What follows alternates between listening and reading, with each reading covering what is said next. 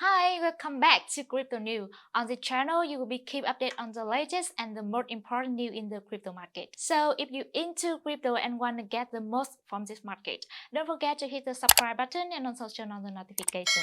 And I'm Alice from Crypto News. Let's get started. On Wednesday morning, New York Times reported that Genesis Global Capital had hired investment bank Moelis & Company to explore options, including a potential bankruptcy. So, why does this happen? According to Bloomberg, Genesis Global had outstanding loan of $2.8 billion on its balance sheet, with around 30% of lending made to related parties, including parent company DCZ.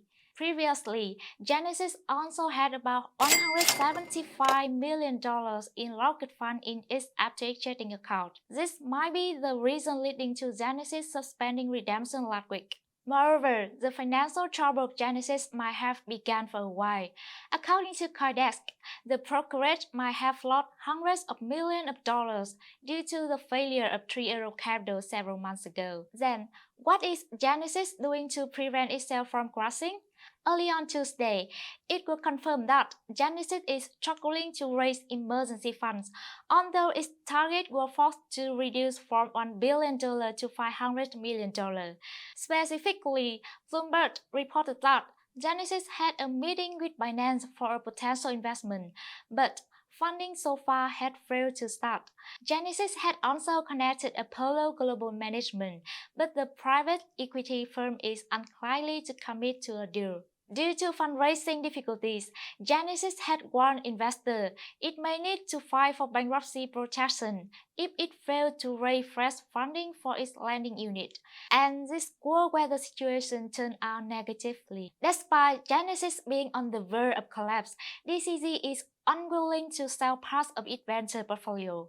They are neither looking to sell Grayscale, a significant moneymaker for the investment firm. Battle between crypto exchange titans have driven to mark chaos in the industry, but the main characters are showing no sign of avoiding any further drama. On Tuesday, CZ CEO Binance sent out a tweet alleging that Grayscale actually held on the Bitcoin exchange dust. CZ included number that, if true, could undermine Grayscale and Coinbase position. He noted that he was just stating a new report, not making any claims. However, his tweet was not received well by the crypto community. In response, Coinbase CEO Brian Armstrong said on Twitter, "If you see fraud out there, remember, our financials are public."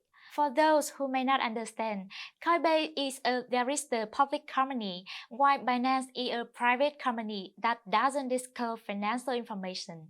Minutes later, CZ deleted his original tweet saying, "Brian Armstrong just told me, the numbers are wrong." He added, "Let's work together to improve transparency in the industry." CZ played a central role this month in the collapse of crypto exchange giant FTX.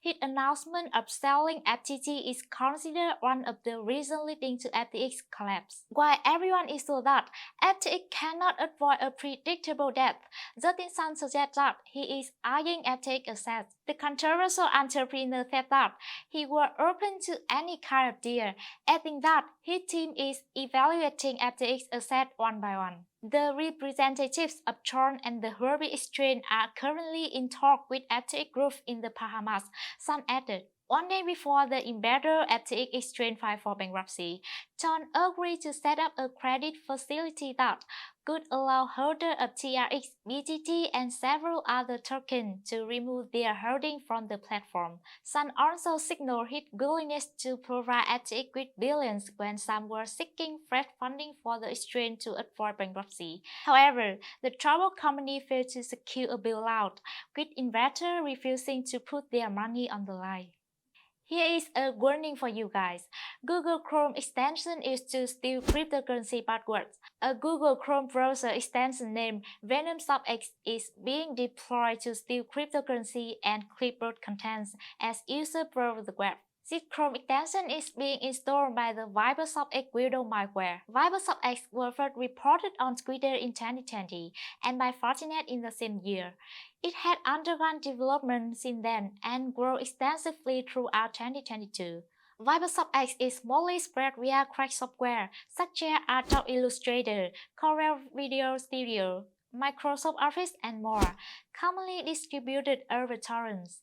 Avad explained in a report that FTX mainly steals crypto by hooking API requests on a few very popular crypto exchanges that victims have an account with. FTX also targets blockchain.com, Binance, Coinbase, Gate.io, and KuCoin. Thus, always be careful with your wallet, especially when hackers become more and more skillful. Let's move to the hottest event in recent times, FIFA 2022 World Cup. Following Argentina's shocking defeat to Saudi Arabia, the country's fan token ARG dropped by as much as 30%. Fan token is the cryptocurrency of a community of fans. When you earn a fan token, you have access to the biggest VIP benefits, attend meeting or vote on decisions of an organization. Since the 2022 World Cup started in Qatar, the number of searches and transactions related to fan token of the participating teams had increased steadily. In July 2021, Argentina's fan token ARG was launched and peaked at $9.19 when the current World Cup started. However, after the match between the Argentina and Saudi Arabia team, the fan token of the Argentina team had dropped sharply. According to CryptoNEWS data, the token traded for as low as $4.96 before rebounding to above $5.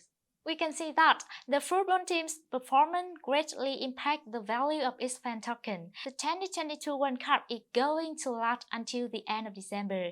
It is likely that the fan token price of participating teams will continue to fluctuate strongly in the coming days. Football fans need to consider carefully before buying fan tokens. In case the host team had a bad performance, the price of fan token will be affected and may even lose liquidity.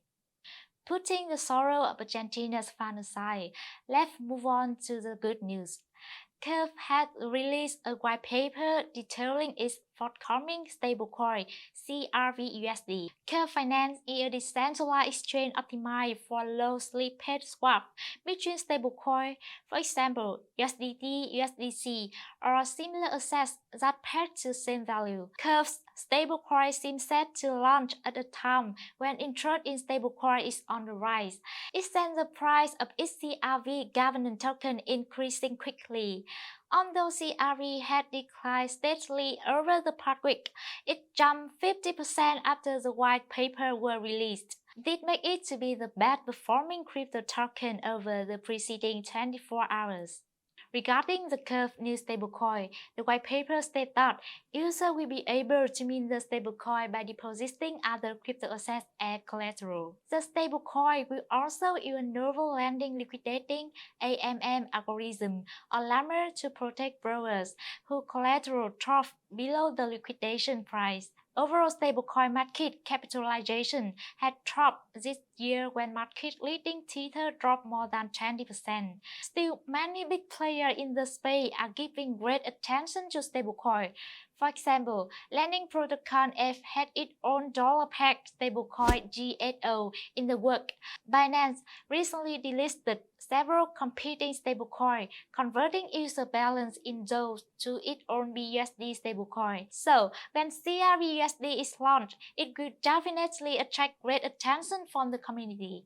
Let's follow it and keep yourself updated with the latest news about the event. That's the end of today's video. What do you think about the crypto market in recent times? Share your thoughts in the comment below.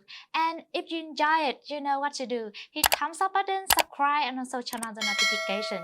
And I'm Alice. Thanks for watching, and I will see you soon. Bye!